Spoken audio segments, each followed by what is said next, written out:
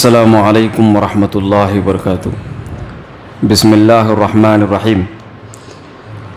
آج غیر مسلموں کے آداب کے بارے میں ہم گفتگو کریں گے۔ غیر مسلم ہمارے سماج اور معاشرے کا ایک حصہ ہے۔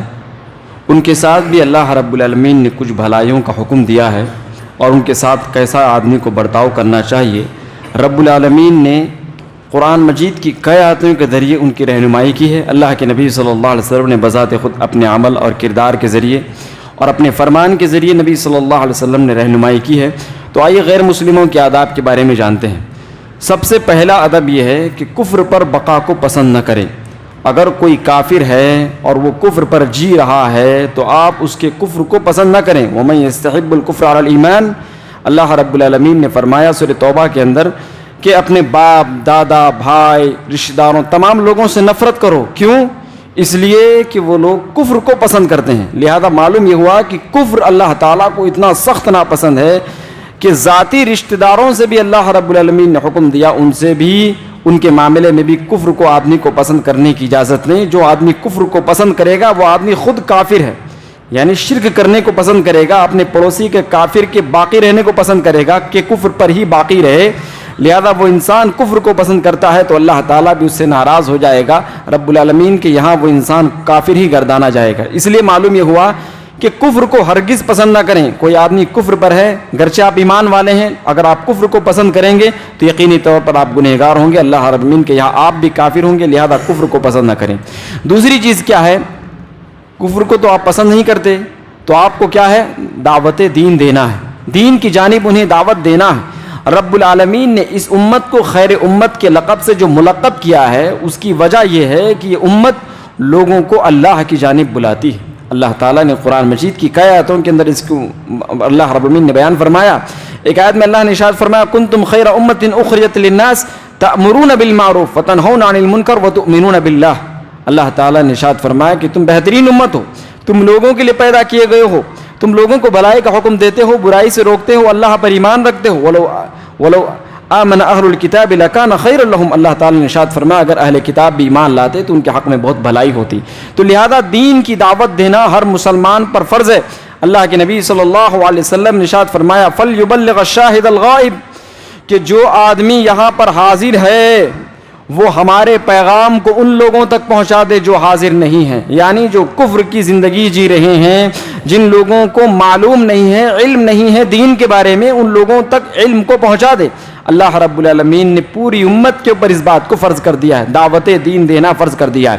جو قوم دعوت دین نہیں دیتی ہے اللہ تعالیٰ کی لعنت ہو جاتی ہے ایسی قوم پر۔ اللہ رب العالمین ایسے لوگوں کو ان کے ایمان کے باوجود بھی ان پر لعنتوں کی برسات کر دیتا ہے۔ اللہ تعالیٰ نے سورہ مائدہ کے اندر ارشاد فرمایا لعن الذین کفروا من بنی اسرائیل علی لسان داؤد وعیسی ابن مریم ذلک بما عصوا وکانوا یعتدون کانوا لا یتناہون عن منکر فعلوا لبئس ما کانوا یفعلون۔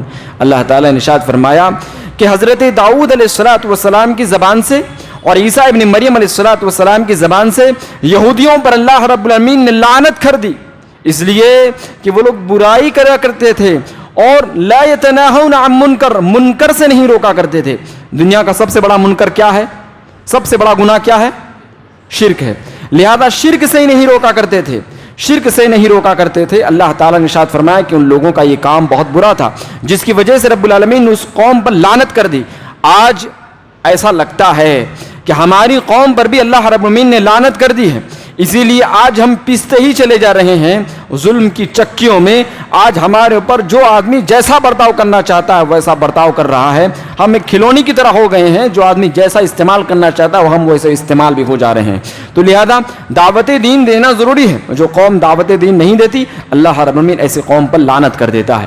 لعنت سے بچنے کے لیے دعوت دین دینا پڑے گا۔ تیسری چیز کیا ہے؟ کافروں سے بغض رکھنا پڑے گا۔ کافروں سے آپ ظاہری دوستی رکھ سکتے ہیں، اللہ تعالیٰ نے سورہ آل عمران میں اس کی اجازت دی ہے۔ اگر کافروں کی شر سے آپ کو محفوظ رہنا ہے، کہیں کافر مجھے تکلیف نہ دے دے، تو لہذا ان کے معاملے میں آپ بغض تو رکھیں، ظاہری دوستی آپ رکھ سکتے ہیں، لیکن رب العالمین کا یہ حکم ہے کہ ان سے بغض رکھیں۔ یا ایھا الذین آمنوا لا تتخذوا عدوی وعدوکم اولیاء تلقون الیہم بالمودہ وقد کفروا بما جاءکم من الحق یخرجون الرسول۔ اللہ تعالیٰ نے ارشاد فرمایا کہ اے مومنوں کی جماعت، تمہارے لیے اس بات کی کوئی گنجائش نہیں، کوئی اجازت نہیں کہ تم اللہ کے دشمنوں سے اور اپنے دشمنوں سے دوستی کرو۔ اللہ تعالیٰ نے بغض رکھنے کا حکم دیا ہے، بلکہ اللہ تعالیٰ نے قرآن مجید کے سورہ آل عمران کے اندر ارشاد فرمایا وَإِذَا خَلَوْا عَزُّوا عَلَيْكُمُ الْأَنَامِلَ مِنَ الْغَيْظِ قُلْ مُوتُوا بِغَيْظِكُمْ۔ اللہ تعالیٰ نے ارشاد فرمایا ہے کہ کافر جب مسلمانوں کے ساتھ آتے ہیں تو مسلمانوں کے ساتھ گھل مل جاتے ہیں اور ایسا برتاؤ کرتے ہیں جیسے وہ اللہ رب العالمین کی کتاب پر ایمان رکھتے ہیں، ایسا معاملہ کرتے ہیں، اور جب اکیلے میں ہوتے ہیں تو اپنے انگلیوں کو چباتے ہیں۔ اللہ تعالیٰ نے ارشاد فرمایا غصے میں مر جاؤ، قل موتوا بغیظکم، غصے میں مر جاؤ۔ اللہ تعالیٰ نے غصے کا اظہار کیا ہے، لہذا معلوم یہ ہوا کہ جو آدمی اللہ تعالیٰ سے محبت کرتا ہے اس کو چاہیے کہ وہ اللہ کے محبوبوں سے محبت کرے، اور اسی طریقے سے جو آدمی اللہ سے محبت کرتا ہے اس کو چاہیے کہ اللہ تعالیٰ جن لوگوں کو ناپسند کرتا ہے، جن لوگوں سے بغض رکھتا ہے، جن لوگوں سے نفرت رکھتا ہے، ان لوگوں سے نفرت رکھے، ان لوگوں سے بغض رکھے۔ یہی تو چیز ہے تحابا فی اللہ، اللہ رب العالمین کی خاطر محبت، اللہ رب العالمین کی خاطر بغض، یہی تو چیز ہے۔ لہذا بغض رکھنا فرض ہے۔ جو آدمی بغض نہیں رکھتا وہ گویا اللہ رب العالمین کے فرمان سے راضی نہیں ہے، اور وہ انسان گنہگار ہے، گویا وہ کفر کی زندگی بسر کرے گا۔ اسی طریقے سے چوتھا معاملہ، بغض رکھنے کا مطلب یہ نہیں ہے کہ آپ ان کے ساتھ انصاف نہ کریں، انصاف کا ترازو ہمیشہ باقی رہنا چاہیے۔ اللہ تعالیٰ نے قرآن مجید کی کئی آیات کے اندر حکم دیا ہے کیونکہ لوگوں کے ظلم کی وجہ سے، ان کے نفرت کی وجہ سے کہیں ایسا نہ ہو جائے کہ تمہارے ساتھ ظلم ہو، تم لوگوں کے ساتھ ظلم کرنے لگو، انصاف نہ کرو۔ اللہ نے ارشاد فرمایا اعدلوا واقرب للتقوی، تقوی والے ہو، متقی ہو، چاہتے ہو کہ اللہ کے ہاں تمہاری عزت ملے، انصاف کرو، انصاف کرو۔ اللہ تعالیٰ نے حکم دیا ہے عدل کا معاملہ کرنا ہے، انصاف کا معاملہ کرنا ہے۔ انصاف آپ جنگ میں کریں گے، جنگ میں بھی آپ کو انصاف کرنا پڑے گا۔ کافروں کے ساتھ جنگ آپ کر رہے ہیں تو اللہ تعالیٰ نے حکم دیا ہے کہ عورتوں کو قتل نہیں کر سکتے، اور بچوں کو قتل نہیں کر سکتے، اور تیسرا بوڑھوں کو قتل نہیں کر سکتے، اور چوتھا ان لوگوں کو بھی قتل نہیں کر سکتے جو جنگ میں شامل نہیں ہیں، ہے نا۔ تو چار قسم کے لوگوں کو اللہ رب العالمین نے منع کر دیا ہے کہ ان لوگوں کو قتل نہیں کیا جائے گا، ان لوگوں کے ساتھ ظلم نہیں کیا جائے گا۔ اب جو لوگ شامل ہو رہے ہیں ان کے ساتھ تو وہی معاملہ کیا جائے گا جو ایک جنگی کے ساتھ معاملہ کیا جاتا ہے۔ تو گویا اللہ رب العالمین نے دیکھو کتنا انصاف کیا ہے، کتنا انصاف کیا ہے۔ آج اسرائیل فلسطین پر بم برساتی ہے تو کیا کر رہے ہیں وہاں پر؟ عورتوں کو، بچوں کو، بوڑھوں کو سب بم میں تباہ اور برباد کر رہے ہیں، میزائل پھینک رہے ہیں، میزائل پہ میزائل داغ رہے ہیں، بم پہ بم داغ رہے ہیں۔ لہذا عورتوں کو بھی تباہی ہو رہی ہے، بچوں کی بھی تباہی ہو رہی ہے، بوڑھے بھی مر رہے ہیں، اور وہ لوگ جو جنگ کے حصے میں نہیں ہیں ان لوگوں کو بھی اس میں تباہ برباد کیا جا رہا ہے۔ اسی طریقے سے خودکش بم حملے جو ہوتے ہیں ادھر ادھر، اللہ تعالیٰ نے اس کی اجازت نہیں دی ہے، لہذا اس کی وجہ سے بوڑھے مرتے ہیں، جوان مرتے ہیں، جو جیسے کیا کہتے ہیں تاج ہوٹل وغیرہ میں بمباری ہوئی۔ اسلام اس کا سپورٹ نہیں کرتا۔ اسلام تو اللہ تعالیٰ نے تو حکم دیا جنگ کے میدان میں بھی تمہیں ان چار قسم کے لوگوں کو مارنے کی اجازت نہیں، نہ عورتوں کو، نہ بچوں کو، نہ بوڑھوں کو، اور جو جنگ میں شامل نہیں ہوئے ان کو بھی مارنے کی اجازت نہیں ہے۔ جنگ کے میدان میں بھی ان لوگوں کو مارنے کی اجازت نہیں ہے۔ تو اگر کوئی انسان پیچھے سے اگر کوئی وار کرے تو بتائیے ان لوگوں کا اللہ رب العالمین کیا حشر ہو سکتا ہے۔ لہذا اللہ تعالیٰ نے عدل انصاف کرنے کا حکم دیا ہے۔ پانچویں چیز کیا ہے؟ پانچویں چیز انسانی معاملات میں مہربانی کرنا ہے، انسانی معاملات میں مہربانی کرنا ہے۔ جیسے بھوکے کو کھانا کھلانا ہے نا، پیاسے کو پانی پلانا ہے، کوئی یتیم بچہ ہے اس کی کفالت کرنا ہے، گرچہ غیر مسلم ہے، کوئی مسکین ہے اس کی خاطرداری کرنی ہے، کوئی بیمار ہے اس کے ساتھ اچھا معاملہ کرنا ہے، اس کا علاج و معالجہ کرنا ہے۔ انسانی تمام معاملات میں، جیسے ضیافت کا معاملہ، مہمان نوازی کا معاملہ آ جاتا ہے، کافر ہے پھر بھی آپ ان سے بغض رکھتے ہیں، کفر پر آپ باقی رہنے کو پسند نہیں کرتے ہیں، اس کے باوجود بھی ان کے ساتھ کیا ہے؟ انسانی معاملات میں مہربانی کرنا۔ ایسے اللہ کے نبی صلی اللہ علیہ وسلم سے سینکڑوں مثالیں ثابت ہیں۔ آپ صلی اللہ علیہ وسلم نے کیسے کیسے کافروں کے ساتھ کیسا برتاؤ کیا، آپ صلی اللہ علیہ وسلم نے ان کی مہمان نوازیاں کی، آپ صلی اللہ علیہ وسلم نے ان کے ساتھ بہت بھلائی کے برتاؤ کیے۔ ایسے بہت سے معاملات آپ کو معلوم ہی ہوں گے اگر آپ نے سیرت وغیرہ کی کتابوں کو مطالعہ کیا ہے۔ اسی طریقے سے چھٹی چیز کیا ہے؟ تحفے تحائف۔ تحفے تحائف کا مسئلہ آ جاتا ہے، اگر کوئی کافر کسی مسلمان کو تحفہ دے تو تحفہ قبول کرنے کی اجازت ہے۔ اسی طریقے سے کسی مسلمان کے لیے بھی اس بات کی اجازت ہے کہ وہ کسی کافر کو تحفے میں دے، کوئی بھی چیز دے سکتا ہے۔ اللہ کے نبی صلی اللہ علیہ وسلم نے حضرت عمر بن خطاب رضی اللہ تعالیٰ عنہ کو ریشم کا کپڑا بطور ہدیہ تحفہ میں دے دیا، صحیح بخاری کی روایت۔ حضرت عمر بن خطاب نے کہا اللہ کے نبی صلی اللہ علیہ وسلم یہ ریشم کا کپڑا تو ہم مردوں پر حرام ہے. آپ صلی اللہ علیہ وسلم نے فرمایا کہ میں نے تمہیں پہننے کے لیے تھوڑے دیا ہے, میں نے تمہیں پہننے کے لیے نہیں دیا. تو حضرت عمر بن خطاب رضی اللہ عنہ اپنے بھائی عقیل, ان کا بھائی ایک نام تھا عقیل, جو کافر تھے, مسلمان نہیں ہوئے تھے اب تک, لہذا عمر بن خطاب رضی اللہ عنہ ان کی جانب تحفہ روانہ کر دیا. اس طریقے سے آپ صلی اللہ علیہ وسلم کئی لوگوں کے ساتھ ہدیہ اور تحفہ دینے اور لینے کا معاملہ کیا کرتے تھے, لہذا تحفہ لے بھی سکتے ہیں اور تحفہ دے بھی سکتے ہیں, اس بات کی اسلام میں کھلی اجازت ہے. اسی طریقے سے ساتویں چیز کیا ہے, آپ ان کے حق میں دعا کرنا چاہتے ہیں. کوئی آدمی دعا کرنا چاہتا ہے تو دو قسم کی دعاؤں کی اجازت ہے. کس کی؟ ہدایت کی اور سلامتی کی. ہدایت اور سلامتی کی آپ دعا کر سکتے ہیں, اس کا ثبوت قرآن سے احادیث سے موجود ہے. جیسے اللہ کے نبی صلی اللہ علیہ وسلم کے پاس ایک یہودی نے چھینک مارا, کہا الحمدللہ. اب جواب میں کیا کہنا چاہیے؟ یرحمک اللہ. لیکن اللہ کے نبی صلی اللہ علیہ وسلم نے کیا جواب دیا؟ یہدیکم اللہ, اللہ تجھے ہدایت دے. معلوم یہ ہوا کہ آپ ان کے حق میں رحم والی دعا نہیں کر سکتے, ان کے حق میں مغفرت والی دعا نہیں کر سکتے, لہذا آپ دعا کر سکتے ہیں تو ہدایت والی دعا کر سکتے ہیں. اب بات آ جاتی ہے سلامتی والی معاملے کی, تو اللہ رب العالمین نے قرآن مجید میں کئی آیات کے اندر بیان فرما. حضرت ابراہیم علیہ السلام جب اپنے باپ کو چھوڑ کر روانہ ہو رہے تو کیا کہا تھا انہوں نے؟ سلام علیکم, تم پر سلامتی ہو. معلوم یہ ہوا سلامتی والے بھی دعا کر سکتے ہیں. اور حضرت ابراہیم علیہ السلام تو باقاعدہ اپنے باپ کے حق میں زندگی بھر دعا کرتے رہے, ان کی ہدایت کے بارے میں, ان کی سلامتی کے بارے میں. جب اللہ تعالیٰ نے بتلا دیا کہ دیکھو ان کی کفر پر موت ہو گئی, تو لہذا حضرت ابراہیم علیہ السلام نے دونوں دعائیں چھوڑ دی, نہ ہدایت والی دعائیں کری نہ سلامت والی دعائیں. معلوم کیا ہوا؟ زندگی تک, صرف ان کی زندگی تک دعا کر سکتے ہیں آپ, ان کی موت کے بعد دعا نہیں کر سکتے آپ. اگر وہ کفر کی موت مر گئے, چاہے آپ کے بھائی آپ کے رشتہ داری کیوں نہ ہو. اللہ تعالیٰ نے قرآن مجید میں سورہ توبہ کی آیت کو نازل فرما دیا اور فرما دیا ما کان للنبی, کسی نبی کے لیے اس بات کی اجازت نہیں اور کسی مومن کے لیے اس بات کی اجازت نہیں, ان یستغفروا, کہ وہ استغفار کرے, چاہے ان کے قریبی رشتہ دار ہی کیوں نہ ہو. اگر وہ کفر کی موت مر گئے ہیں تو آپ ان کے حق میں استغفار نہیں کر سکتے ان کے.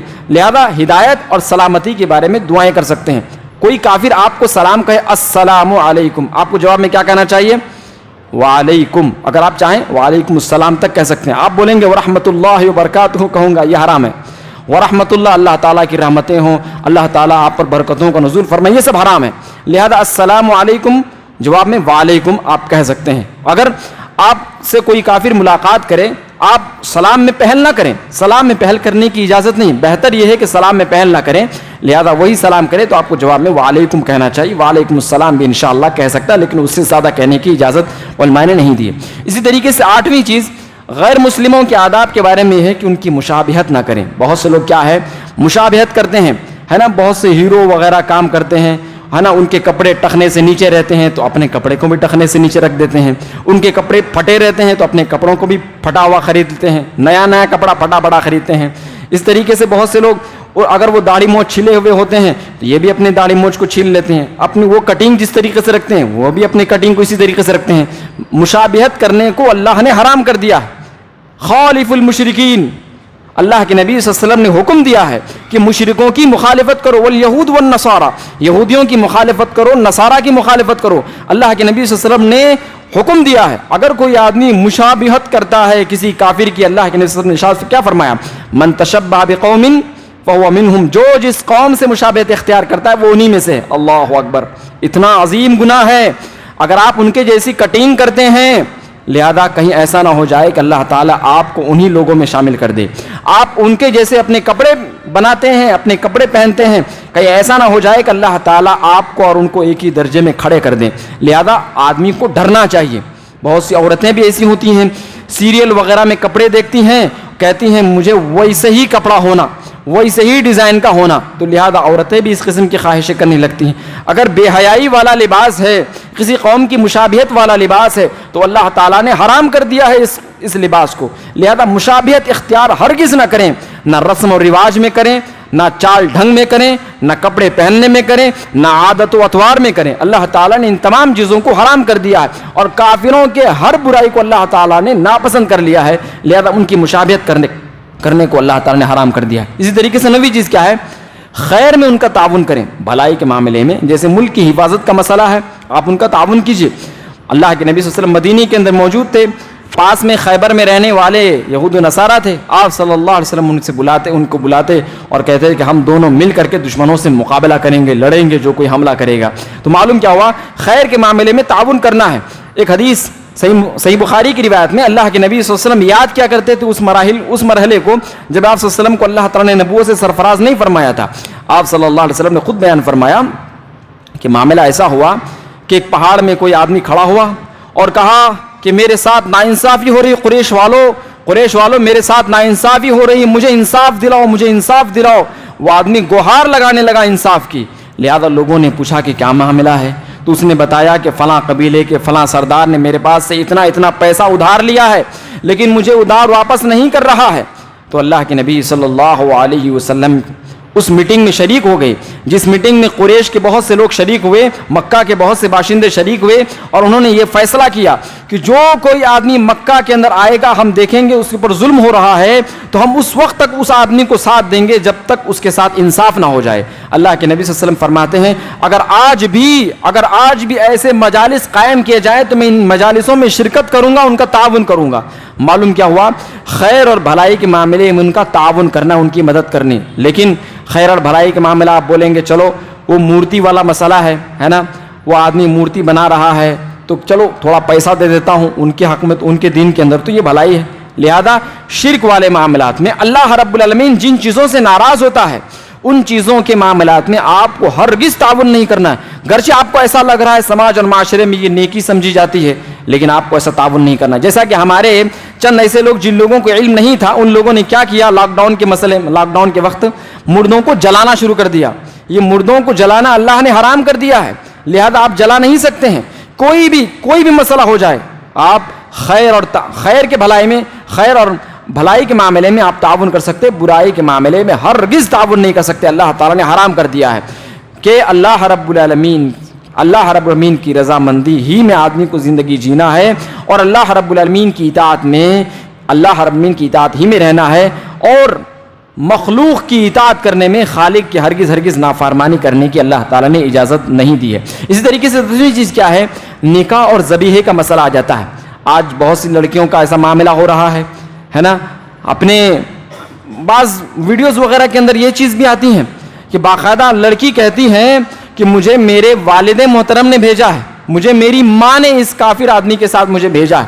لہذا یہ عورت برقع وغیرہ لگائی ہوئی اور وہ آدمی سندور وغیرہ لگایا ہوا, کڑے دھاگے وغیرہ پہنا ہوا, اور وہ عورت اس آدمی کے ساتھ جا رہی. لہذا اللہ رب العالمین نے نکاح کرنے کو حرام کر دیا. وَلَا تَنْكِحُوا الْمُشْرِكَاتِ حَتَّى يُؤْمِنْ.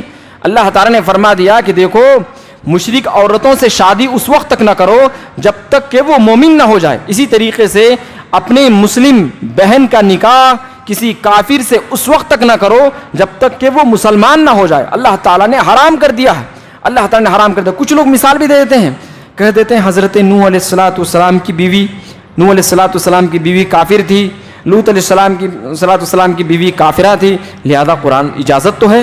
اللہ تعالیٰ نے ہمارے اوپر اس دین کو لازم نہیں قرار دیا. ہمارے اوپر رب العالمین نے کس دین کو لازم قرار دیا؟ امت محمد صلی اللہ علیہ وسلم کی اتباع. محمد صلی اللہ علیہ وسلم کی اتباع کو ہمارے اوپر فرض کیا.